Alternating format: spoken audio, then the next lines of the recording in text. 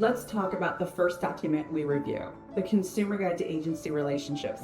I know it sounds like something you'd ignore in a stack of papers, but if you're buying or selling a home in Ohio, I am required to present that to you the first time that we interact. So here's what it is, and more importantly, what it means for you. This guide isn't a contract. It doesn't lock you in or force you to work with anyone. It just explains how agency works in Ohio real estate. Think of it as a little who's on your side cheat sheet. So let's work through this guide. First, who does your agent represent? If I'm working with the seller and it's my listing, I represent the seller. That means I'm loyal to them, I keep their information confidential, and I work to protect their best interests. If I'm your buyer's agent, I represent you. Same thing. I'm loyal to your goals, your confidentiality, your outcome. I'm in your corner. Second, what if one brokerage works with both sides? That's called dual agency, and it is legal in Ohio. Let's say an agent from my office lists a home and you're working with me as the buyer's agent. We each represent our own clients, but the brokerage stays neutral. That means the company itself won't take sides.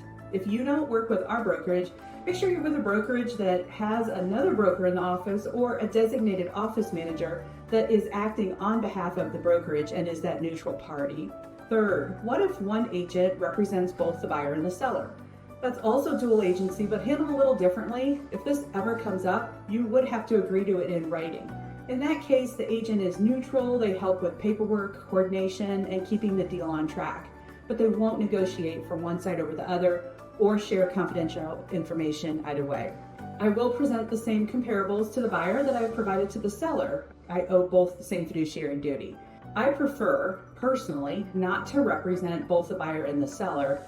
I'd rather have each side receive the best representation possible. Fourth, fair housing matters. The guide also includes Ohio and federal fair housing laws. That means no discrimination, not based on race, religion, gender, disability, family status, military status, or anything else.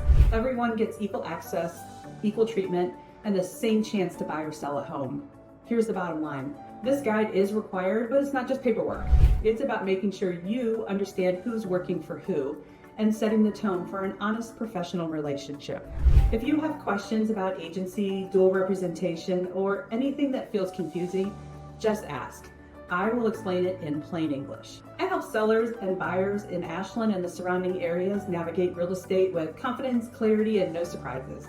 Give me a call. I'd love to help you with your current or next home.